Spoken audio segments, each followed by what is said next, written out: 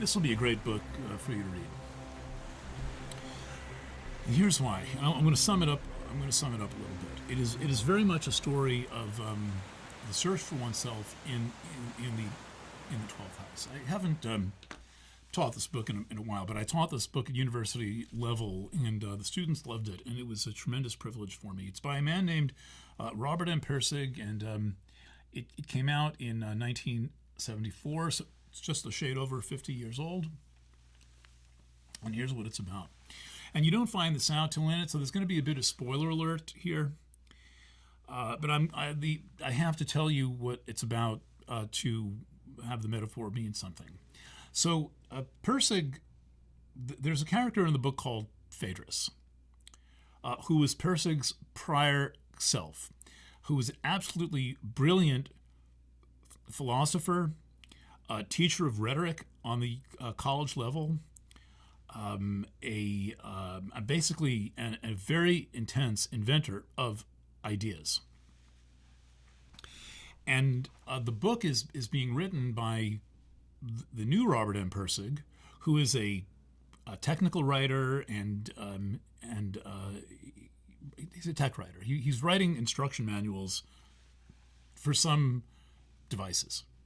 That's his job. And he goes on a motorcycle trip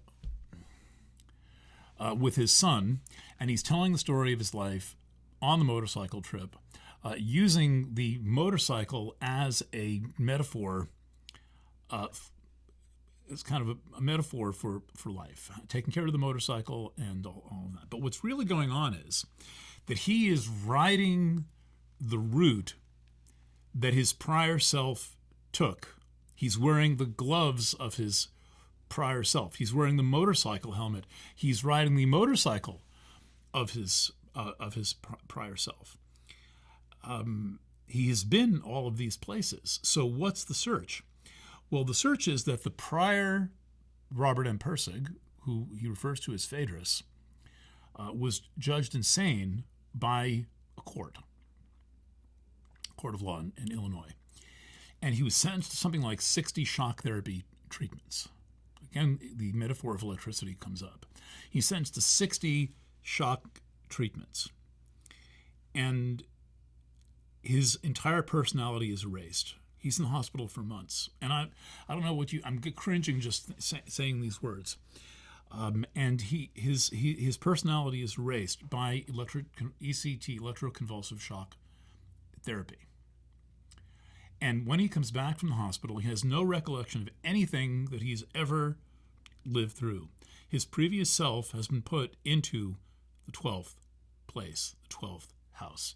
His previous self, in the case of you, would look a little bit like this. Taurus is here, the 12th house is here, and kind of here's you, and here's Phaedrus in the 12th house. And so he's riding across the country from Minnesota to San Francisco through Montana. It mostly takes place in Montana. And he's telling the story of this prior self and what he knows about him from various different lecture notes that were saved and index cards that were saved and things his wife has said and things his friends have said and the medical notes from this experience of having had his entire personality erased. He can speak and he can do things like that. And he has only vague memories. Like he remembers his past life like a dream. And the dream is a 12th house metaphor. A perfect metaphor for the 12th house is when you wake up and you're not sure what you dreamed, and then you're like, your eyes are bleary and you're making coffee and you're like, oh, what was that? Oh, I dreamed of a woman who was and so forth. And that's the feeling of the 12th house. That's one of the feelings of the 12th house. Trying to remember a dream, and then the pieces come back to you. Well, that's what's going on here.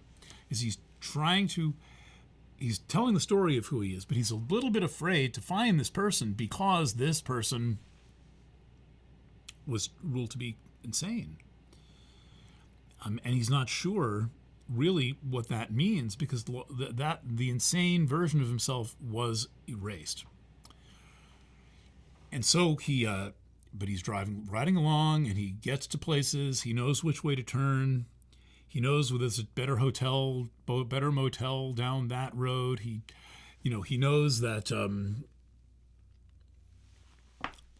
he's seen landscapes before. He's driving down roads he knows he's been on, but the landscape is unfamiliar, and he realizes, oh, that's because I never was here in the summer. I was only here in the autumn and the winter, and so it didn't look like this. And slowly, he makes contact with and reintegrates this prior self, Phaedrus.